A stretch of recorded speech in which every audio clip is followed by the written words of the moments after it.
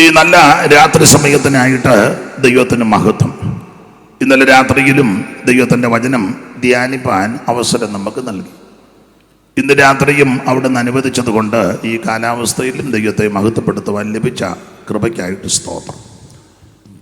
എല്ലാ പ്രിയപ്പെട്ടവരെയും ദൈവം ഇന്ന് രാത്രിയിലും അനുഗ്രഹിക്കട്ടെ. നമ്മുടെ കുറുവാക്യം സുവിശേഷത്തെ കുറിച്ച് എനിക്ക് ലജ്ജയില്ല. വളരെ അനുഗ്രഹിക്കപ്പെട്ട തിരുവെഴുത്ത്. ഇന്നലെ രാത്രി നമ്മൾ ചിന്തിച്ചു വന്ന വിഷയം നിങ്ങൾക്കെല്ലാം അറിവുള്ള കാര്യമാണ്.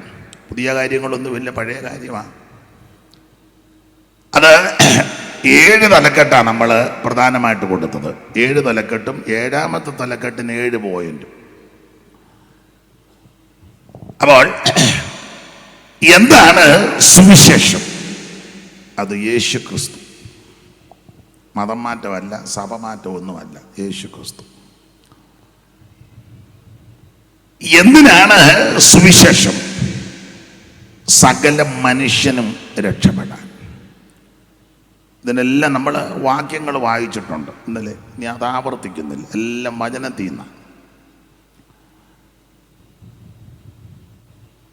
3ാമത്തെ തലക്കെട്ട്, ആരാണ് സുവിശേഷം കേൾക്കേണ്ടത്?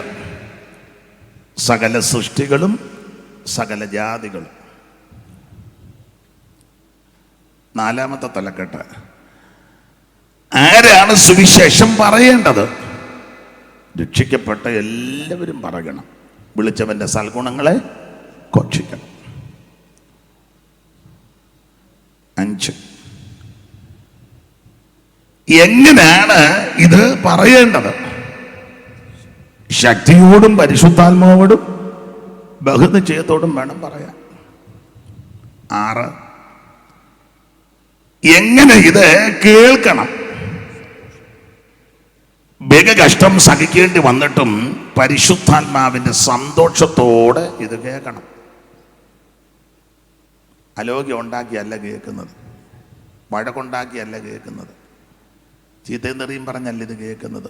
പരിശുദ്ധാത്മാവിന്റെ സന്തോഷത്തോട് ഇത് കേൾക്കണം. സുവിശേഷം.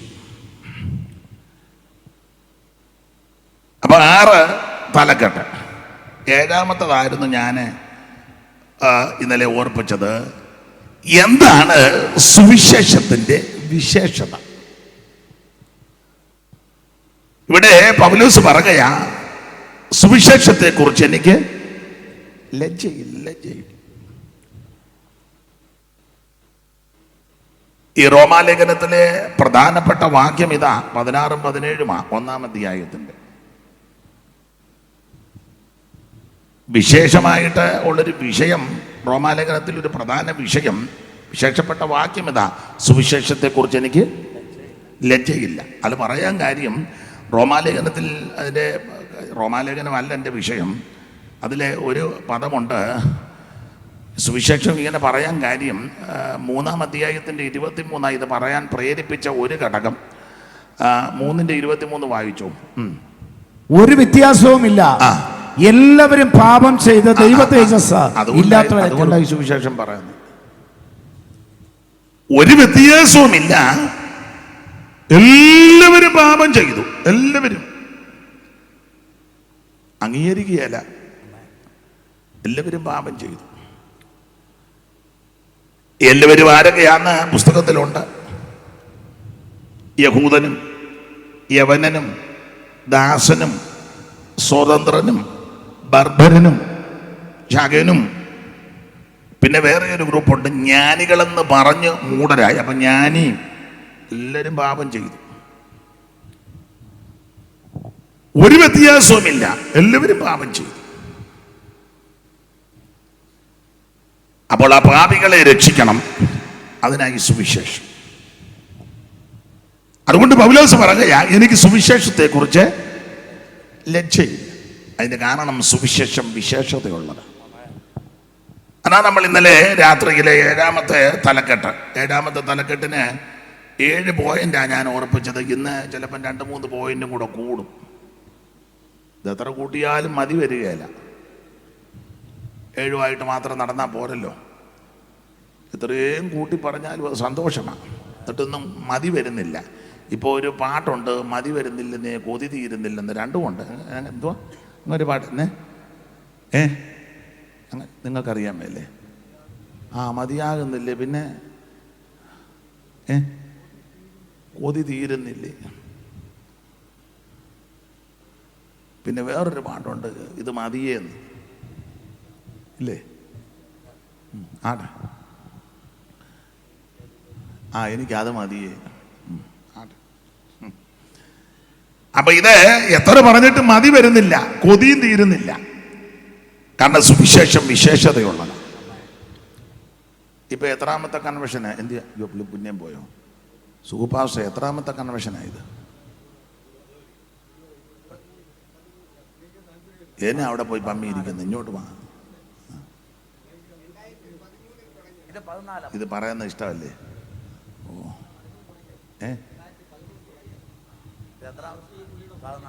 13, 10, 23, 3, 26, 14ാമത്തെ കൺവെൻഷനാ. വേണ്ട, ഞാൻ പറഞ്ഞോളാം, എൻ്റെ പരുവത്തിന് ഞാൻ പറഞ്ഞോളാം. എന്നിട്ട് മതി വന്നോ? മതി വന്നോ? മതി വന്നില്ല. പൊക്കോ, ഇവിടെ ഇരിക്കും. മതി വന്നില്ല. അതാണ് സുവിശേഷത്തിന്റെ വിശേഷത. മതി വരുന്നില്ല. പൗലോസ് അതുകൊണ്ടാ പറഞ്ഞ സുവിശേഷത്തെ കുറിച്ച് എനിക്ക് ലജ്ജയില്ല. എന്താ സുവിശേഷത്തിന്റെ വിശേഷത? ഇവിടെ ഇടയ്ക്ക് ചില കസേരകൾ കിടപ്പുണ്ട്. ആരോഗ്യമുള്ള ഒരു കസേര പൊക്കാൻ കെൽപ്പുള്ള സഹോദരിയാണെങ്കിൽ അതൊന്ന് പൊക്കി കാണിച്ചാൽ അവർ വന്നെടുത്തുകൊണ്ട് പൊക്കോളും. തീരെ പരുവക്കേടാണെങ്കിൽ നടക്കുകയല്ല. ഒരു കസേര പൊക്കാൻ കെപ്പും കടയുള്ളവരാണെങ്കിൽ അടുത്ത് ഫ്രീ ആയിട്ട് കിടക്കുന്ന കസേര ഒന്ന് പൊക്കി കൊടുത്താൽ അവർ വന്ന് വാങ്ങിച്ചുണ്ടെങ്കിൽ പോകും. ഓടിവാ. ആടെ 2 വെച്ച് പൊക്കണ്ട, ഓരോന്ന് പൊക്കാൻ പറഞ്ഞപ്പോൾ നിരക്കി വെച്ചു. ഒന്ന് പൊക്കി കാണിക്കാമെങ്കിൽ കസേര ഒന്ന് പൊക്കി കാണിക്കും. പെട്ടെന്ന് സമയം പോകുന്നു. എന്നിട്ട് ഞാൻ ഒരു പാട്ടിൻ്റെ വരിയും കൂടെ പാടാൻ, അതായിരിക്കും നല്ലത്. എന്തുവാ? എനിക്ക് പരഗതിയാരുള്ളൂ 11 ത്യജിച്ചു സൂഴപൂട മതി ജന്നാൻ. എനിക്ക് പരഗതിയാരുള്ളൂ 11 ത്യജിച്ചു സൂഴപൂട മതി ജന്നാൻ. എനിക്ക് പരഗതിയാരുള്ളൂ 11 ത്യജിച്ചു സൂഴപൂട മതി ജന്നാൻ.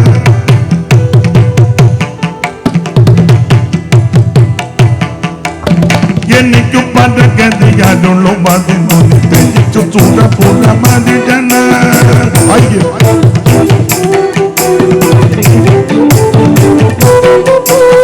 എനിക്ക് പരഗതിയാരുള്ളൂ 11 ത്യജിച്ചു സൂഴപൂട മതി ജന്നാൻ.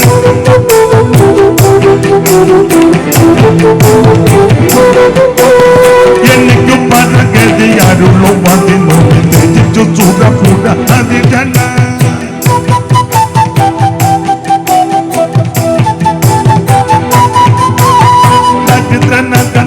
സമൃദ്ധി ലഭിക്കും. നിലകിലായി മരിച്ചു നീ.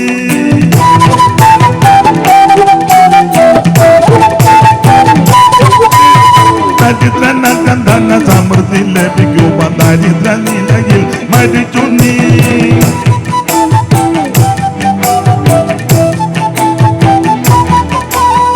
എനിക്ക് പരഗതിയാരുള്ളൂ 11 ത്യജിച്ചു സൂഴപൂട മതി ജന്നാൻ.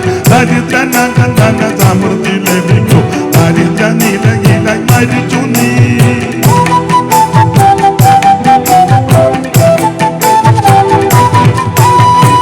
കരമുയർത്തി ദൈവത്തെ മഹത്വപ്പെടുത്താം.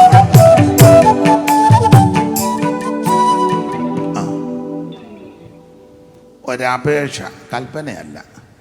ബഹുമാനപ്പെട്ട സഹോദരിമാരെല്ലാവരും ഒന്ന് എഴുന്നേറ്റാട്ടെ. എല്ലാവരും തീരെ അവശതയുള്ളവർ അടുത്ത് നിൽക്കുന്നവരുടെ സഹായം കൂടെ ചോദിച്ചു. ഇരുന്ന കസേരയായിട്ട് മുമ്പോട്ട് വാ. മുന്നോട്ട് നിരങ്ങരുത്. കസേരയുടെ ഒരു കസേരയൊക്കെ എടുക്കാനുള്ള ആക്കം ഉണ്ടല്ലോ. മുന്നോട്ട് അങ്ങനെ എല്ലാവരും വാ. ഇരുന്ന കസേരയായിട്ട് മുന്നോട്ട് വാ. തള്ളയോടെ അങ്ങ് നിൽക്കുക, ഇങ്ങോട്ട് കയറി വരാൻ. അമ്മേ അമ്മയ്ക്ക് പടലി വേദനിക്കോ? ഇങ്ങനെ നോക്കിയിരുന്ന കുഴപ്പമില്ല. അങ്ങനെ വാ. ബഹുമാനപ്പെട്ട സഹോദരന്മാർ എഴുന്നേറ്റ് ഇത് കാണുമ്പോൾ ചെയ്യണ്ടായോ? എന്നെ കൊണ്ട് പറയിപ്പിക്കണോ? സഹോദരി ഇങ്ങോട്ടിരുന്നു. വേണേ അതൊരു പോകാൻ തരത്ത് രണ്ടുപേർക്ക് ഒന്നിച്ച് പോകാം. പുള്ളി ഇട്ടേച്ച് പോകുകയല്ല. പാവത്താന കാണുമ്പോൾ അറിയാം, പാവത്താന.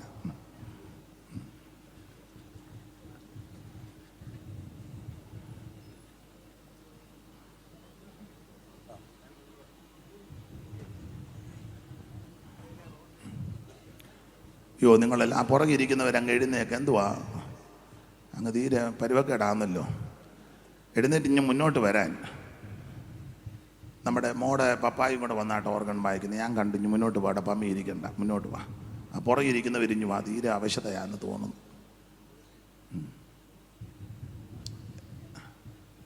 മുന്നോട്ട് വാ മോനെ. എടാ മെറൂൺ കളർ ഷർട്ട് ഇട്ടവനെ മുന്നോട്ട് വാടാ. അത് തന്നെ വാ. കസാരയും കൊണ്ടെടുത്തോ.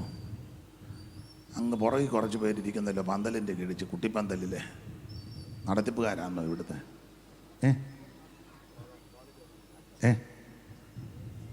അതോ അവർ എല്ലാ ദിവസവും ഇങ്ങനെ ആയിരുന്നു? ആട്ടെ, വന്നിരിക്കുന്നല്ലോ, വലിയ കാര്യം. നന്നായിരിക്കുന്നു. അമ്മേ പെടൽ വേദനിക്കും അമ്മേ.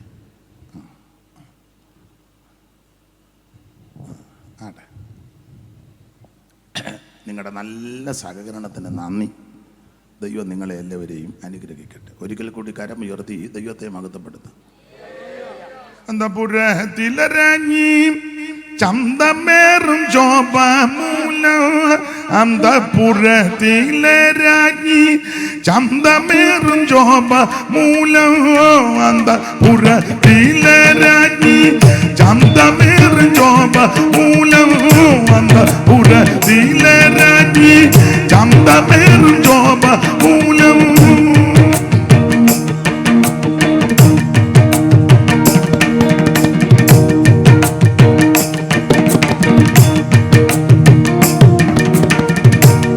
പുരത്തിലരങ്ങി ചന്തമേറും ശോഭമൂലം, എന്തു പരിപൂർണ്ണ യാമിവഴി അണിയും വസ്ത്രം പൊൻകസപ്പു കൊണ്ടു നെയ്തത.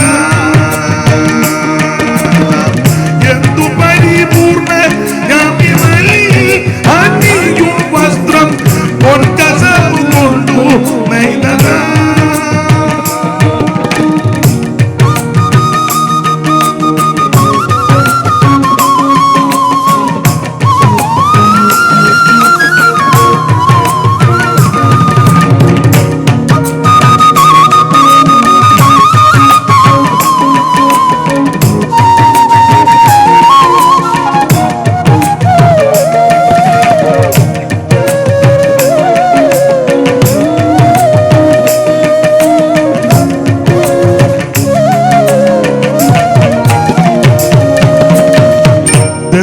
ദന്തം കൊണ്ടുള്ളതാ,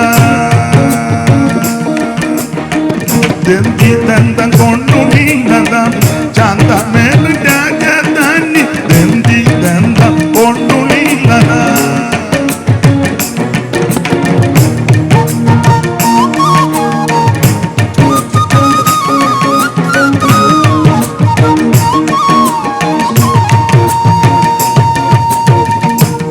ദന്തം കൊണ്ടുള്ളതാ ചന്തമേറും രാജധാനി, ദന്തം കൊണ്ടുള്ളതാ ചന്തമേറും രാജധാനി.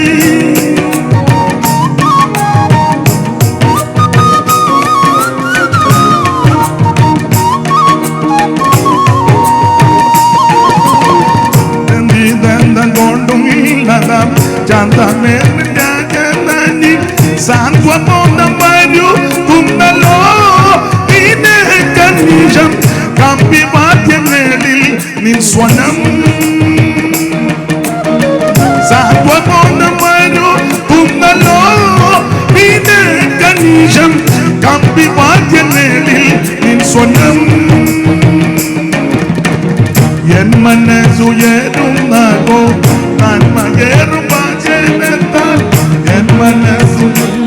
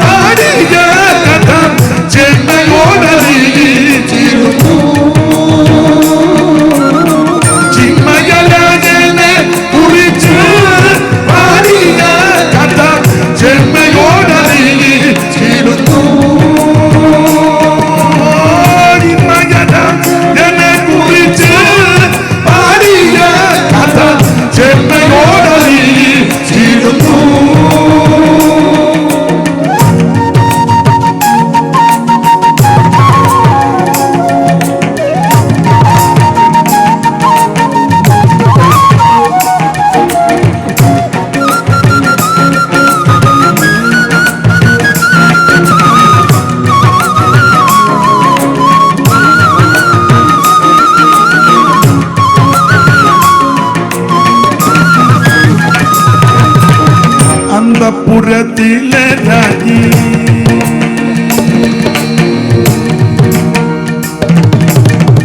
അന്തപുരത്തിലെ രാജ്ഞി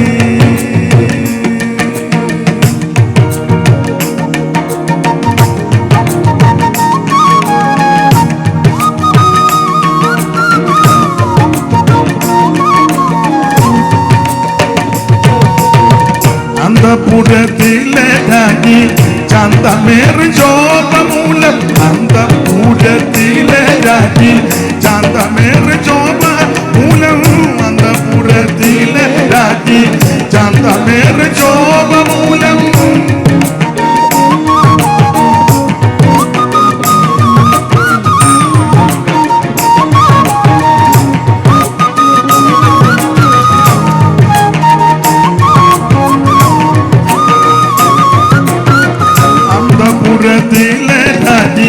ചന്തമേറി ശോഭമൂലം എന്തു പരിപൂർണ്ണ അണിയും വസ്ത്രം പൊൻകസവു കൊണ്ടു നെയ്തതാ എന്തു പരിപൂർണ്ണ അണിയും വസ്ത്രം പൊൻകസവു കൊണ്ടു നെയ്തതാ എന്തു പരിപൂർണ്ണ വസ്ത്രം പൊൻകസവു കൊണ്ടു നെയ്തതാ എന്തു പരിപൂർണ്ണയാമിവൾ അണിയും വസ്ത്രം പൊൻകസവു കൊണ്ടു നെയ്തതാ എൻ മനസ്സുയരുന്നതോ നന്മ കേറും വചനത്താൽ എൻ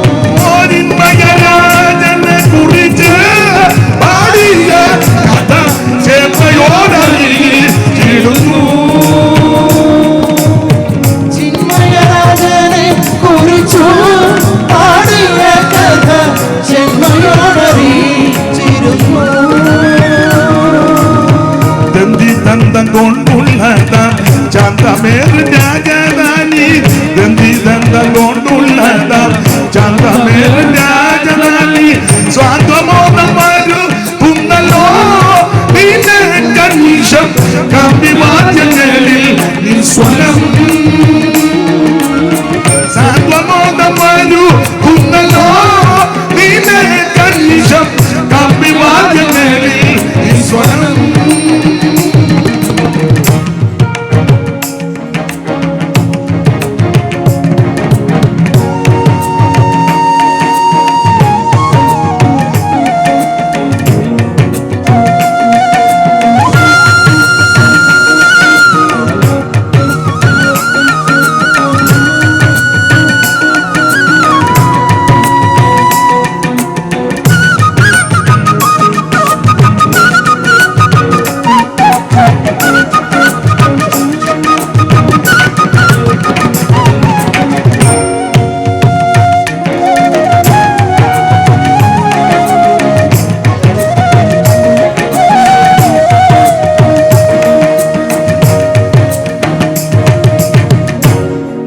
കരമുയർത്തി വീണ്ടും ദൈവത്തെ മഹത്വപ്പെടുത്താം.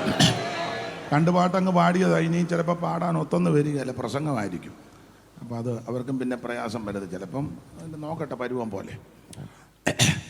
ദൈവത്തിന് മഹത്വം. അപ്പോൾ സുവിശേഷത്തിന്റെ വിശേഷത എന്താണ്? സുവിശേഷത്തിന്റെ വിശേഷത ഇന്നലെ ചിന്തിച്ചതാ, ഒന്നുകൂടെ ഓടിച്ചങ്ങ് പോകാം. ഒന്ന്, ഈ സുവിശേഷം രക്ഷിക്കുന്ന മാർഗമാണ്. അതാണല്ലോ കുറുവാക്കി. ഒന്നുകൂടെ വായിച്ചോ. 16:1-16. സുവിശേഷത്തെ കുറിച്ച് എനിക്ക് ലജ്ജയില്ല. കാരണം വിശ്വസിക്കുന്ന യവനും ആദ്യം യഹൂദനും പിന്നെ യവനനും അത് രക്ഷയ്ക്കായി ദൈവശക്തിയാകുന്നുവല്ലോ. അപ്പൊ ശ്രദ്ധിക്കുക, സുവിശേഷത്തിന്റെ വിശേഷത ഒന്ന്, ഇത് രക്ഷിക്കുന്ന മാർഗമാണ്. നിന്നെ രക്ഷിക്കും, നിന്റെ കുടുംബത്തെ രക്ഷിക്കും, ദേശത്തെ രക്ഷിക്കും, സംസ്ഥാനങ്ങളെ രക്ഷിക്കും, രാജ്യത്തെ രക്ഷിക്കും, രാഷ്ട്രങ്ങളെ രക്ഷിക്കും, ലോകത്തെ മുഴുവൻ രക്ഷിക്കും. സുവിശേഷം ഒരു വിഭാഗത്തിൻ്റെയോ മതത്തിൻ്റെയോ സഭയുടെയോ സംഘടനയുടെയോ ഒരു വർഗത്തിൻ്റെയോ വർണ്ണത്തിൻ്റെയോ അല്ല. സുവിശേഷം മുഴു ലോകത്തിനുമാണ്. മുഴു ലോകത്തിനും വേണ്ടി ആ സുവിശേഷം. അപ്പോൾ ഈ സുവിശേഷം രക്ഷിക്കുന്ന മാർഗമാണ്. 5 പൈസ കൊടുക്കണ്ട, കാശ് മുടക്കണ്ട, ഭൗതിക വസ്തുക്കളൊന്നും കൊണ്ട് കൊടുക്കുകയും വേണ്ട. ഇവിടെ സ്തോത്ര കാഴ്ചയെടുത്ത് ഇതിൻ്റെ ചെലവിന് വേണ്ടി, അല്ലാതെ രക്ഷപ്പെടാനല്ല. പുള്ളി രക്ഷപ്പെടാനാണ്. കാരണം ഇത് കഴിയുമ്പോൾ പുള്ളി പ്രയാസപ്പെടും. അത് വരരുത്. അതിന് ദൈവനാമത്തിൽ അർപ്പിച്ചിരിക്കുന്നതാണ്. ഇത് സ്വർഗത്തിൽ പോകാനൊന്നുമല്ല. അന്ന് ആ കാണിക്ക ഇട്ടേക്ക് ആ മേളിലോട്ട് പോകും പൊള്ള. അങ്ങനെ അന്നേ കാശുകാർ മാത്രമേ മേളിലോട്ട് പോവുള്ളൂ. കാണിക്കയിട്ട് സ്വർഗത്തിൽ പോകാൻ ആരും നോക്കരുത്. കാണിക്കയല്ല സ്വർഗത്തിൽ കൊണ്ടുപോകുന്നത്. നീ രക്ഷിക്കപ്പെടണം. യേശു ക്രിസ്തുവിനെ രക്ഷിതാവായി സ്വീകരിക്കണം. അപ്പം ഈ സുവിശേഷം രക്ഷിക്കുന്ന മാർഗമാണ്. 2, സുവിശേഷം സമാധാനത്തിൻ്റെ മാർഗമാണ്. ഇത് സമാധാനം തരും. വായിച്ചോ 6:14 എഫേസ്യ ലേഖനം 6-ാം അധ്യായം അതിൻ്റെ 14-15 തിരുവെഴുത്തുകൾ അറിവുള്ള വാക്യമാണ്. എങ്കിലും വായിച്ച് സഹായിക്കണമെന്ന് അപേക്ഷിക്കുന്നു. നിങ്ങളുടെ അരയ്ക്ക് സത്യം കെട്ടിയും നീതി എന്ന കവചം ധരിച്ചും സമാധാന സുവിശേഷത്തിനായുള്ള ഒരുക്കം കാലിന് ചെരുപ്പാക്കിയും. അപ്പൊ ശ്രദ്ധിക്കുക, സുവിശേഷത്തിന്റെ വിശേഷത 2, ഇത് സമാധാനം തരുന്ന മാർഗമാണ്. സമാധാനത്തിന് ഒത്തിരി വിശേഷതയുണ്ട്. എന്തോ സമാധാനമാണ്? സകല ബുദ്ധിയെയും കവിയുന്ന അതാ സമാധാനം. സകല ബുദ്ധിയെയും കവിയുന്ന ദൈവസമാധാനം. അതിന് ഉദാഹരണം കർത്താവ് തന്നെ. കർത്താവ് ഈ ഒലിവുമല പ്രഭാഷണവും ഗിരിപ്രഭാഷണവും ഒക്കെ നമ്മൾ പഠിക്കുന്നുണ്ട്. അപ്പോൾ ക്രൂശീകരണത്തിന് മുൻപ് യേശു കർത്താവ് തൻ്റെ അരുമ ശിഷ്യന്മാരോട് പറയുകയാ, എൻ്റെ സമാധാനം നിങ്ങൾക്ക് തരുന്നത്, ലോകം തരുന്ന പോലല്ല. എൻ്റെ സമാധാനം. ഇത് കർത്താവ് പറയുമ്പോൾ തന്നെ ന്യായമായി പഠിച്ചാൽ യേശു പീഡ അനുഭവിക്കാൻ പോവുക. കർത്താവിനറിയാം. ഒലിവുമലയെ ചെല്ലും, ഗെത്സമനെ ചെല്ലും, പ്രാർത്ഥിക്കും. വാളും വടിയും തീവട്ടിയും ബന്ധങ്ങളുമായിട്ട് ആൾക്കാർ കയറി വരും, പിടിക്കും, പിടിച്ചു കെട്ടും, ഉപദ്രവിക്കും, ആക്ഷേപിക്കും, പരിഹസിക്കും. അതിനുശേഷം കോടതികൾ മാറി മാറി വിസ്തരിക്കും, കാർക്കിച്ച് തുപ്പും, മുഷ്ടികുരുട്ടി ഇടിക്കും, കന്നത്തടിക്കും, കണ്ണു മൂടിക്കെട്ടി കന്നത്തടിക്കും, മുഖത്തെ രോമമെല്ലാം പിഴുതെടുക്കും, മുൾക്കിരീടം കൊണ്ടുവന്ന് അടിച്ച് കണ്ണ് വെളിയിലോട്ട് ഉന്തി വന്നെന്ന അങ്ങനെയൊക്കെ സംഭവിക്കും. മുതുക് ഉടവജാല പോലെ നീളത്തിൽ കീറും. ഒടുവിൽ പീലാത്തോസിൻ്റെ കൽത്തുളം മുതൽ നടന്ന് കുരിശുമലയും ചുമന്ന് കാൽവറിയിലെത്തും. 2 ദുഷ്പ്രവർത്തിക്കാരുടെ നടുവിൽ ഇരുമ്പാണുകൾ തറയ്ക്കപ്പെട്ട് കിടക്കും. അവിടെ കിടന്ന് വെള്ളം ചോദിക്കും, ദാഹിക്കുന്നെന്ന് പറയും. കയ്പുകാടി കണ്ടിവെണ്ണ കലർത്തിയ ആ വെള്ളം കൊണ്ട് കൊടുക്കും. ഇത് രുചിച്ചു നോക്കിയെന്നാ. ഇതൊക്കെ സംഭവിക്കും. മാത്രമാണോ ഈ ഭൂമി കുലുങ്ങും, ദേവാലയത്തിലെ തിരശ്ശീലയ്ക്ക് ചീന്തും, പാറ പിളരും, കല്ലറ തുറക്കപ്പെടും. ഒടുവിൽ മരിച്ചെന്ന് ഉറപ്പ് വരുത്തും. ഉറക്കം നിലവിളിച്ച് പ്രാണനെ വിടും. മരിച്ചെന്ന് ഉറപ്പ് വരുത്താൻ വിലാപ്പുറത്ത് കുത്തും. രക്തവും വെള്ളവും ചാടി പുറപ്പെടും. ഇതെല്ലാം യേശുവിന് അറിയാം. ഈ അനുഭവത്തിലോട്ടാണ് പോകാൻ പോകുന്നത്. അങ്ങനെ പോകുമ്പോഴും യേശു പറയുകയാ, എൻ്റെ സമാധാനം. അപ്പം ഇത് അനുഭവിക്കുമ്പോഴും ഇത് സഹിക്കാൻ പോകുമ്പോഴെല്ലാം സമാധാനത്തോടാണ്. ഇതാണ് നമുക്കുള്ള സമാധാനം. ഇന്നലെ ഞാൻ പറഞ്ഞല്ലോ, കടഭാരമുള്ളവരുണ്ട്, ബുദ്ധിമുട്ടുള്ളവരുണ്ട്, വീടില്ലാത്തവരുണ്ട്, വാടക കൊടുക്കാൻ നിർവാഹമില്ലാത്തവരുണ്ട്, കുഞ്ഞുങ്ങളെ പഠിപ്പിക്കാൻ ബുദ്ധിമുട്ടുന്നവരുണ്ട്, പാരിച്ച കടമുള്ളവരുണ്ട്, വിവിധ വിഷയങ്ങൾ രോഗപീഠകളുള്ളവരുണ്ട്. ഒരു പക്ഷേ ചിലർക്ക് ക്യാൻസർ ആയിരിക്കാം, ബ്രെയിൻ ട്യൂമർ ആയിരിക്കാം, ഹാർട്ടിൻ്റെ പ്രോബ്ലം ആയിരിക്കാം, ഷുഗർ കൂടിയിരിക്കാം, അവയവങ്ങൾ ചിലപ്പോൾ മുറിച്ച് നീക്കണമെന്ന് ഡോക്ടർമാർ പറഞ്ഞു ഇതെല്ലാം ഉണ്ട്. എന്നാലും സമാധാനമാണ്. അതാ യേശുവൻ എന്നാ സങ്കടപ്പെട്ടിരിക്കുന്ന സമാധാനമില്ലേ? സമാധാനമില്ലേ?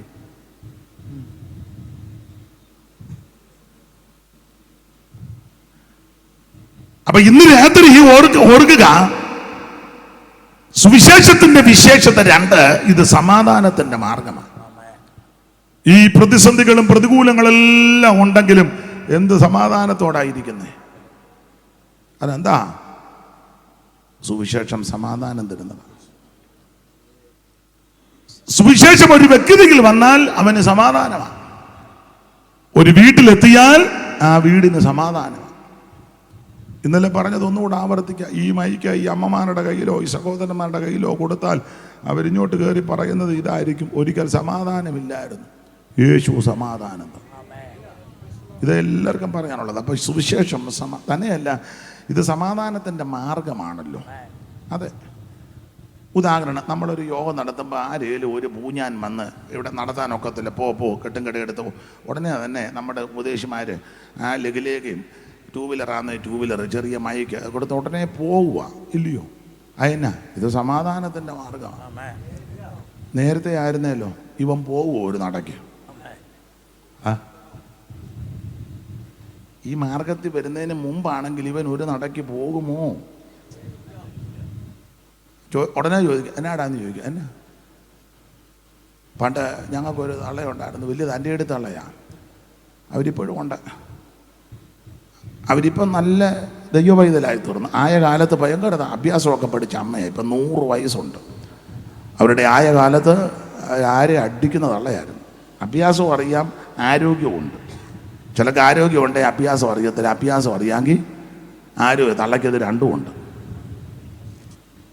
അപ്പം ഞാനൊരിക്കൽ ഈ അമ്മയോട് ചോദിച്ചു, അമ്മ മുളമൂട്ടിലെ വക്കീലിനെ തല്ലിയെന്ന് ഞാൻ കേട്ടിട്ടുണ്ട്. ഏതാ? പണ്ട് പാർട്ടിക്കാരിയായിരുന്നു, ഇപ്പോഴല്ല, വർഷം രക്ഷിക്കപ്പെടുന്നതിന് മുമ്പ്. മുളമൂട്ടിലെ വക്കീലിനെ അമ്മ തല്ലിയിട്ടുണ്ടെന്ന് ഞാൻ. പിന്നെ അവനെ കാലുമടക്കി അടിച്ചു. കയറി അവൻ 6 അടി പൊക്കമുണ്ട്. ഞാൻ അടിച്ചു. പിന്നെ കാലുമടക്കി ഞാൻ അങ്ങോട്ട് മുച്ചവിടെ കയറുന്നുണ്ട്. കാലുമടക്കി 6-ാം മൈൽ പതപ്പയ്ക്ക് അടിച്ച് താഴെ ഇട്ടെന്ന്. അപ്പം അതിനെ മർമ്മസ്ഥലമൊക്കെ തള്ള എന്നോട് പറഞ്ഞു, ഇന്ന സ്ഥലത്ത് അടിക്കണമെന്ന്. നമ്മൾ ചെയ്യത്തില്ല. എന്നാ? ഇത് സമാധാനത്തിൻ്റെ മാർഗമാണ്. നമ്മുടെ പതപ്പയ്ക്ക് അടിച്ചാലും നമ്മൾ മിണ്ടുകയല്ല, സ്തോത്രം പറഞ്ഞ് പോരുകയുള്ളൂ. അപ്പം അമ്മ ആയ കാലത്ത് ഇങ്ങനെയൊക്കെ പയറ്റി തെളിഞ്ഞ അമ്മയാണ്. പക്ഷെ ഇപ്പോൾ ആ അമ്മ ഇങ്ങനെ വഴക്കുണ്ടാക്കാൻ ആരെങ്കിലും ചെന്നാൽ അമ്മ സ്തോത്രമേ പറയുള്ളൂ. അതെന്നാ? ഇത് സമാധാനത്തിൻ്റെ മാർഗമാണ്. അതെ. നമ്മളെ ഉപദ്രവിക്കുന്നവരും ആക്ഷേപിക്കുന്നവരും പരിഹസിക്കുന്നവരും യോഗം നടക്കുമ്പം അതിനകത്ത് കയറി അലമ്പുണ്ടാക്കുന്നവരും ട്യൂബ്ലൈറ്റ് തല്ലി പൊട്ടിക്കുന്നവരും ബൈബിള് പറിച്ചു കീറുന്നവരും കാലുമടക്കി ബൈബിൾ അടിച്ച് ഊരക്കളയുന്നവരും ഉപദേശിമാരെ കൊങ്ങായിക്ക് പിടിക്കുന്നവരും ദൈവമക്കളെ ഉപദ്രവിക്കുന്നവരൊക്കെ ഒത്തിരി ഉണ്ട്, പലയിടങ്ങളിലും ഉണ്ട്. ആരും തിരിച്ചടിക്കാറില്ല, ഒന്നും പറയുന്നില്ല. പലരും ഇത് സ്തോത്രം പറഞ്ഞുകൊണ്ട് നിൽക്കുക. അതന്നെ, തിരിച്ചടിക്കാൻ ആരോഗ്യമില്ലാഞ്ഞിട്ടാണ്. ഒരടിക്കുള്ള ആരോഗ്യമൊക്കെ ഉണ്ട്, ഇല്ലേ? പണ്ട് ഞങ്ങളുടെ ഒരു ഉപദേശി പീലിക്കുഞ്ഞെന്ന് പറയും. പീലിക്കുഞ്ഞ് സൂചാട്ടം പറഞ്ഞപ്പോൾ ഒരുത്തം വന്ന അയാൾ പണ്ട് അഭ്യാസിയായിരുന്നു, പൊന്തപ്പുഴ പീലിക്കുഞ്ഞ്. വലിയ അഭ്യാസിയും വലിയ തൊടുമർമ്മം അറിയാമായിരുന്നു പുള്ളിക്ക്, തൊടുമർമ്മം. ഇത് തല്ലാൻ വന്നവൻ അറിഞ്ഞില്ല. അവനെങ്ങാണ്ട് പുറത്താണ്ട് പരുവക്കേട് പഠിച്ച് ഉപദേശിയായിരുന്നു. ഇവിടെ പോടോന്നും പറഞ്ഞു. അപ്പോൾ അടിക്കാൻ ചെന്നപ്പം പുള്ളി മോനെ കുഞ്ഞെ അടിക്കരുതെന്ന് പറഞ്ഞ് തടഞ്ഞ് അടി വന്നപ്പോൾ തടഞ്ഞപ്പം പിന്നെ അവൻ ഇങ്ങനെ പോവുക.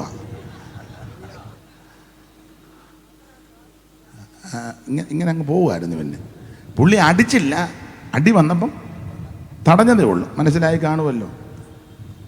അപ്പം അങ്ങനെയുള്ള ആൾക്കാരൊക്കെ ഉണ്ട്. ഇപ്പം തിരിച്ചടിക്കത്തില്ല. തെറി പറഞ്ഞാൽ തിരിച്ച് തെറിയൊന്നും പറയത്തില്ല. എന്നാ? ഇത് സമാധാനത്തിൻ്റെ മാർഗമാണ്. അതുകൊണ്ട് നിങ്ങളോടും അതാ പറയാനുള്ളത്. എന്ത്? തിരിച്ചൊന്നും പറയരുത്, തല്ലുണ്ടാക്കരുത്, ബഹളം ഉണ്ടാക്കരുത്, അനാവശ്യം പറയരുത്, തെറി പറയരുത്, ചീത്തയൊന്നും വിളിക്കരുത്. ആരെയും നമ്മളെ ഉപദ്രവിക്കാനോ ആക്ഷേപിക്കാനോ വന്നാൽ സ്തോത്രം പറഞ്ഞോണം. നല്ല ശേലായി. ഇപ്പം നിങ്ങൾ പറയാ തനിക്ക് പറഞ്ഞേച്ചങ്ങ് പോയാൽ മതി, ഞാനാ ഇവിടെ അതിൻ്റെ കാരണം പറയാം. ഇത് വഴക്കിൻ്റെ മാർഗമല്ല. സുവിശേഷം ഒരു വീട്ടിൽ വന്നാൽ ആ വീടിന് സമാധാനമാണ്, വഴക്ക് മാറും. ഭാര്യയും ഭർത്താവും അന്യോന്യം തെറി പറയുകയും ഭർത്താവ് തല്ലാൻ ചെല്ലുമ്പോൾ ഭാര്യ ചട്ടുക എടുക്കുകയും അങ്ങനെയൊക്കെയുള്ള വീടുകളുണ്ടാകും. ചോറ് താടി എന്ന് പറയുമ്പോൾ പുള്ളിക്കാരി പെട്ടെന്ന് തടയെന്ന് ചോറെടുത്ത് കൊണ്ട് ആവി പറക്കുക. എന്ത് വാടി ഇത് മീനച്ചൂടാന്നും പറഞ്ഞ ഒരു ഇടി. മീനച്ചൂട്, മീനമാസത്തിലെ ചൂട് പോലാന്ന് ചോറ് കൈയിടാൻ മേല. അവർ തടയെന്ന് കൊണ്ട് കൊടുത്തത് മീനച്ചൂട് പോലാന്ന് ഈ ചോറ് തരുന്നു. രണ്ടും രക്ഷിക്കപ്പെട്ടതല്ല. ഉടനെ തള്ള എന്നെ അടുത്തു ഒരു മൊന്തക്കകത്ത് വെള്ളം കൊണ്ട് അതിലോട്ടങ്ങ് ഒഴിച്ചു. എന്നാ തേണ്ട ചൂടാന്നെങ്കിൽ മഴ പെയ്യുകയെന്ന്. നേരത്തെ അയാളും വിട്ടുകൊടുത്തില്ല. മഴയുണ്ടെങ്കിൽ ഇടിയുണ്ടടി എന്ന് പറഞ്ഞ് കുടുംബിക്ക് പിടിച്ചേച്ച് നല്ല മഴ മാത്രമല്ല നല്ല ഇടിയുണ്ടെന്ന്.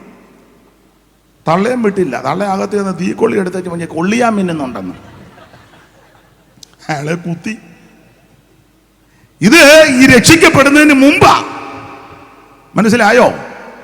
എന്നാൽ രക്ഷിക്കപ്പെട്ട് കഴിഞ്ഞ് ഈ സമാധാന സുവിശേഷം വന്നു കഴിഞ്ഞാൽ ചൂടാന്ന് പറഞ്ഞ് ബഹളമുണ്ട്. അയ്യോ എൻ്റെ അച്ചായ ഞാനിപ്പോൾ എടുത്തതേ ഉള്ളൂ. പഴയ രീതി വെച്ച് പറയാം, ഞാനിപ്പം മുറവെടുത്തോണ്ട് വന്നൊന്ന് വീശി. അതാ സമാധാനത്തിൻ്റെ മാർഗമാണ്. അല്ലെങ്കിൽ വിശറി ഉണ്ടേ ഒന്ന് വീശി, അല്ലെങ്കിൽ ഒരു മുഴുത്ത പാത്രം കൊണ്ട് വന്ന ചോറ് ആ പാത്രത്തിലോട്ട് വിടർത്തി കിട്ടും. ഇതാ സുവിശേഷത്തിൻ്റെ വിശേഷത. ഇത് വരാതിരുന്നപ്പോൾ തീക്കൊള്ളിയും ഇടിയും ഒക്കെ അത് നേരത്തെ. ഇപ്പൊ ഇത് സുവിശേഷം കേട്ട് കഴിയുമ്പോഴെല്ലാം സമാധാനമാണ്, ഇല്ലേ? ഭർത്താവ് അല്പം കോപിച്ചെന്ന് കണ്ട ഉടനെ മിണ്ടുകയല്ല. ഇല്ലേ? ഭാര്യ അല്പം ഇടമ്പനാന്ന് കണ്ട ഭർത്താവ് ഒന്ന് വണ്ടി എടുത്തുകൊണ്ട് എവിടോട്ടെങ്കിലും പൊക്കോണം. തിരിച്ചു വരുമ്പോൾ എന്തെങ്കിലും മേടിച്ചുകൊണ്ട് വരണം, അവർക്ക് ഇഷ്ടമുള്ളത്. അന്നേരം ഒരു പരുവത്തിലൊക്കെ ആകും. ഒന്നും അറിയാൻ മേല. ഇത് സുവിശേഷത്തിൻ്റെ മാർഗം ഇതാണ്. ഇത് അലോക്യമുണ്ടാക്കുന്നതല്ല, ബഹളം ഉണ്ടാക്കുന്നതല്ല, സമാധാനമാണ്. നീന്നധികം തന്നെയാകാൻ നിധിയാം തീയിൽ ഊതി കഴിച്ച പൊന്മതിയാം ഭൂവിൽ ക്രിസ്തുവുള്ളവനെ പോൽ ഇത്ര ധനികൻ ഇല്ലറിയ.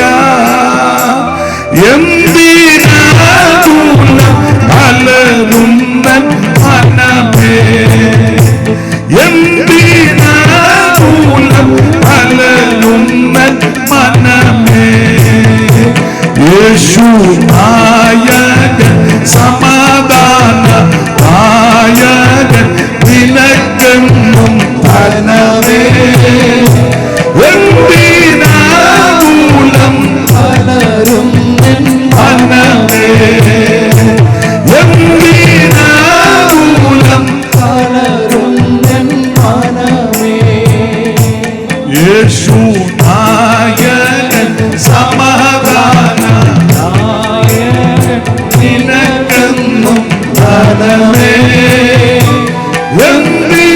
എന്തിനാകുലം പലരും മനമേ, എന്തിനാകുലം പലരും മനമേ. കരമുയർത്തി ദൈവത്തെ മഹത്വപ്പെടുത്ത്.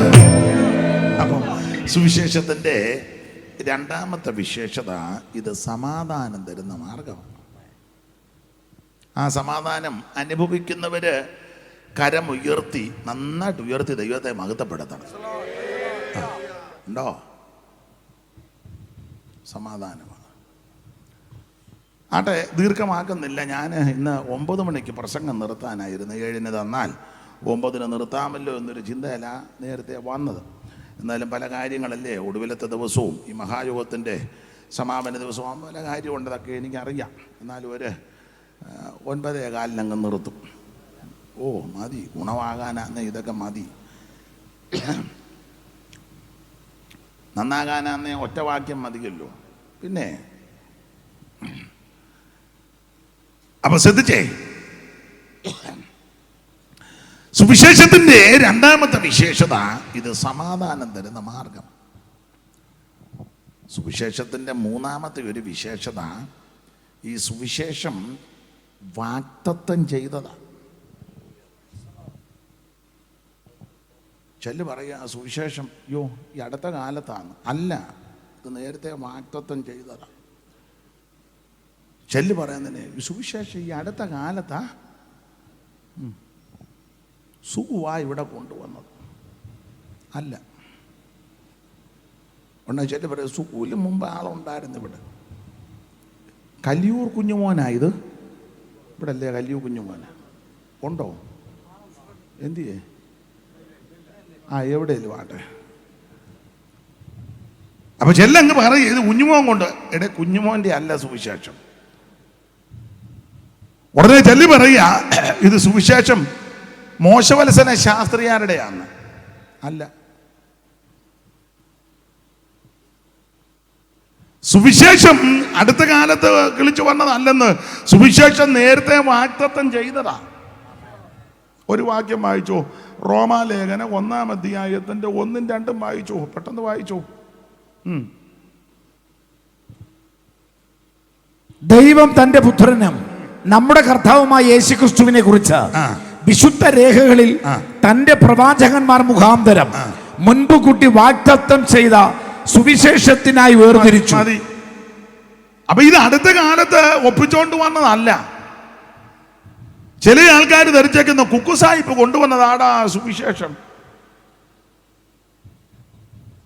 ഉടനെ ഒരു തള്ള പറയുക ഇത് സായിപ്പന്മാര് കൊണ്ടുവന്നതാണ്. അല്ല, ഇത് സായിപ്പിന്റെ ഇറക്കുമതി അല്ലെന്ന് സുവിശേഷം. ഇത് ഉണ്ണുണ്ണി സാറ് കൊണ്ടുവന്നതുമല്ല. ഏത് IPCയുടെ സ്ഥാപകനെ.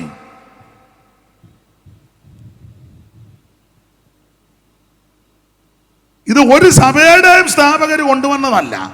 സുവിശേഷം ദൈവം മുൻപ് കൂട്ടി വാഗ്ദത്തം ചെയ്തതാ. അത് ഞങ്ങൾ പറയുന്നേ ഉള്ളൂ. ഇതിന്റെ ഉത്തരവാദിയും കാരണക്കാരനും സ്വർഗത്തിൽ ദൈവമാണ്. ഒന്നുകൂടെ വായിച്ചോ, കേട്ടില്ലെന്ന് തോന്നുന്നു. വായിര്.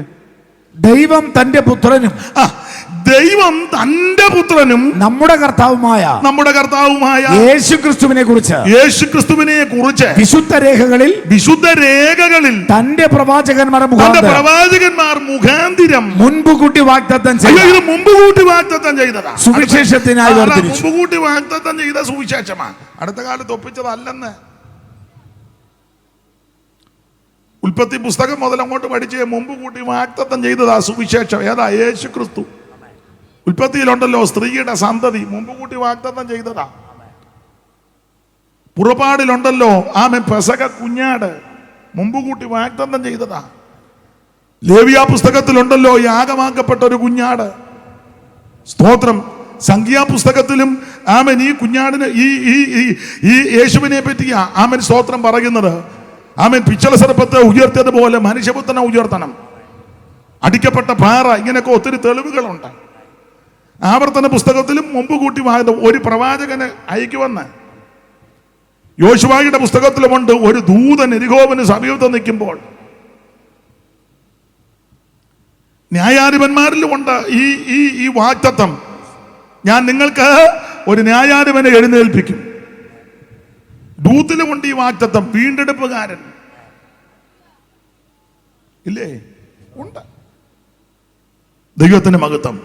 അപ്പൊ ചുരുക്കി പറഞ്ഞാൽ ഇത് അടുത്ത കാലത്ത് കിളിച്ച് കൊണ്ടുവന്ന മാർഗമല്ല. ചില ആൾക്കാർ പറഞ്ഞു ഇത് കപ്പലേൽ ഇറക്കിയതാടാ. ആര് കപ്പലേ ഇറക്കി? കപ്പലിലാണോ സുവിശേഷം ഇറക്കുന്നത്? സുവിശേഷം സ്വർഗത്തിൽ നിന്ന് വന്നതാ. ഇത് കപ്പലേലും പ്ലെയിനേലും വള്ളത്തേലും മഞ്ചിയാലും ഇറക്കിയതല്ല സുവിശേഷം. ഇത് ദൈവം മുൻപ് കൂട്ടി വാഗ്ദത്തം ചെയ്തതാണ്. അതിനാ വാഗ്ദത്തം. സുവിശേഷം യേശു ക്രിസ്തു എവിടെ ജനിക്കും, എങ്ങനെ ജനിക്കും, എപ്പോൾ ജനിക്കും, ജനിച്ചു കഴിഞ്ഞാൽ എന്തോ ചെയ്യും, ഇതെല്ലാം മുമ്പ് കൂട്ടി.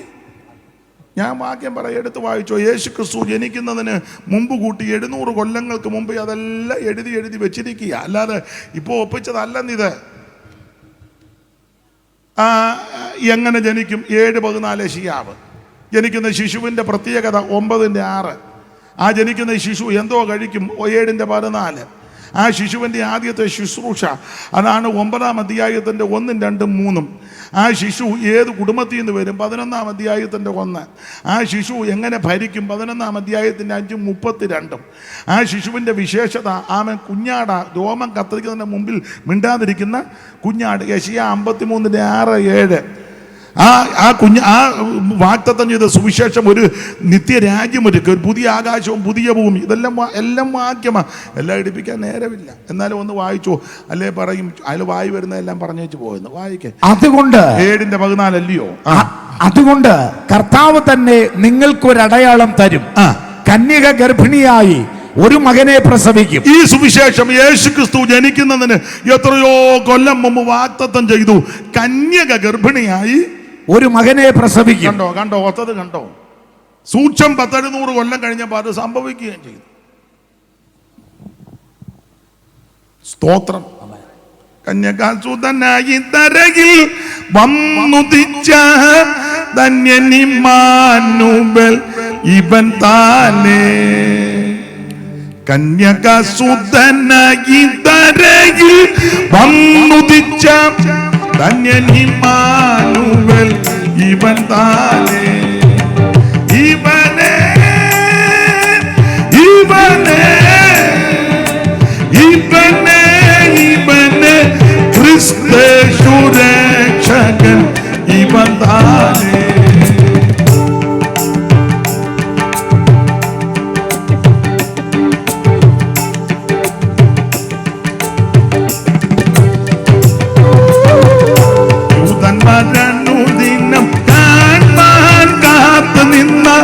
ദൈവത്തിൻ മിശിഹായും ഇവൻ താനേ.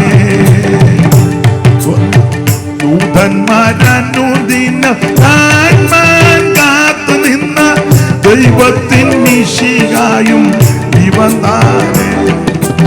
ഇവനെ ഇവനെ ഇവനെ ഇവനെ ക്രിസ്തേശു രക്ഷകൻ ഇവൻ താനേ. അപ്പൊ ശ്രദ്ധിക്കുക, കന്യകാശൂന്യമായി ഈ ഭൂമിയിൽ പിറക്കും. കന്യക ഗർഭിണിയായി മകനെ സുവിശേഷം മുമ്പ് വാഗ്ദത്തം ചെയ്തതാ. ആ വാഗ്ദത്തം ആ കന്യകയുടെ മകനായിട്ട് ജനിക്കുവന്നു. ജനിച്ചു കഴിഞ്ഞ ആ ശിശുവിന്റെ വിശേഷത 9:6 വായിച്ചോ. വാഗ്ദത്തം ചെയ്തതല്ലേ. നമുക്കൊരു ശിശു ജനിച്ചിരിക്കുന്നു. നമുക്ക് ഒരു ശിശു ജനിച്ചിരിക്കുന്നു. നമുക്കൊരു മകൻ നൽകപ്പെട്ടിരിക്കുന്നു. ഒത്തിരി പേരെ നൽകിയിട്ടില്ല കേട്ടോ, ഒന്നേ ഉള്ളേ. ഓ, ആരോട് പറയാൻ? ഒന്നുകൂടെ വായിര്. നമുക്ക് ഒരു ശിശു ജനിച്ചിരിക്കുന്നു. ഒരു ശിശു കേട്ടോ, ഒരു ശിശു. നമുക്ക് ഒരു ശിശു ജനിച്ചിരിക്കുന്നു. പിന്നെ നമുക്ക് ഒരു മകൻ നൽകപ്പെട്ടിരിക്കുന്നു. ഒന്നാ സ്വർഗം ഒന്നാ, സൂര്യൻ ഒന്നാ, ചന്ദ്രൻ ഒന്നാ. മനസ്സിലാകുന്നുണ്ടോ? ഒന്നാ, ദൈവം ഒന്നാ. ദൈവം ഒരുവനല്ലോ. ദൈവത്തിന് മനുഷ്യർക്ക് മധ്യസ്ഥന് ഒന്നാ. ഒരു ദൈവം, ഒരു പരിശുദ്ധൻ, ഒരു മധ്യസ്ഥൻ, ഒരു സ്വർഗം, നരകോ ഒന്ന്. പുരാണങ്ങളിലൊക്കെ പല നരകമുണ്ട്, നരകത്തിന് പല വകഭേദമുണ്ടെന്നാ. പിന്നെ താമിശ്രം, അന്തതാമിശ്രം, വൈതരണി, കുംഭിഭാഗം, ഭൂയോതകം, ആസിപത്രം, ഇതെല്ലാം ഒത്തിരിയാ. ഓ,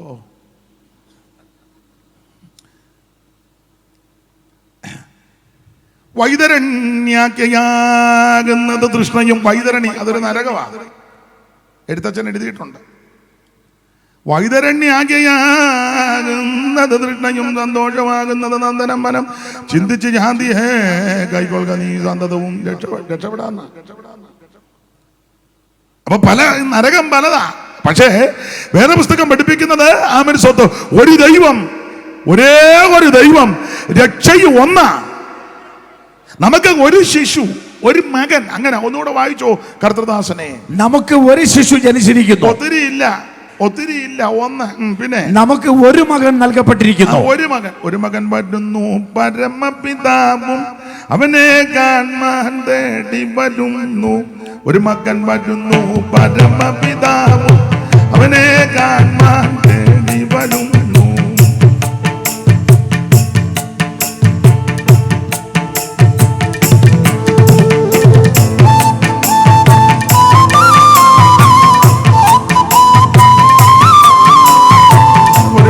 വരുന്നു പരമപിതാവും അവനെ കാണാൻ വേണ്ടി വരുന്നു.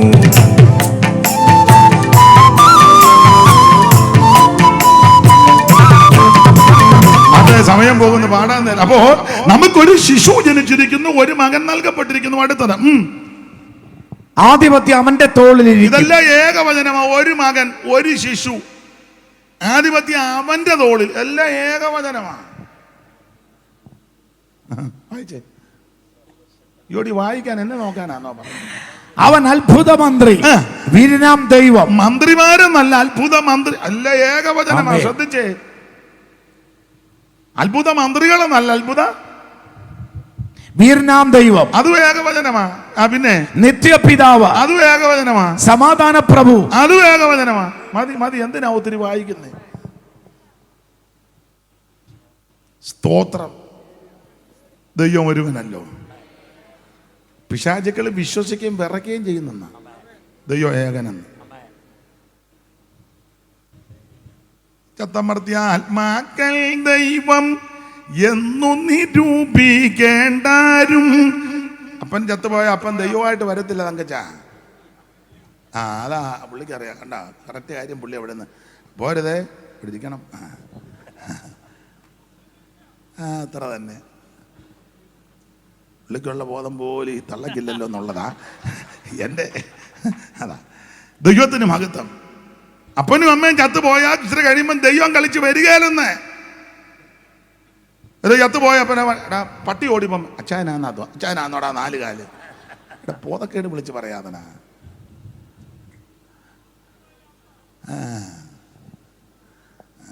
തിരിയളകരുത്, എൻ്റെ കൂടെ നിൽക്കാവുള്ള.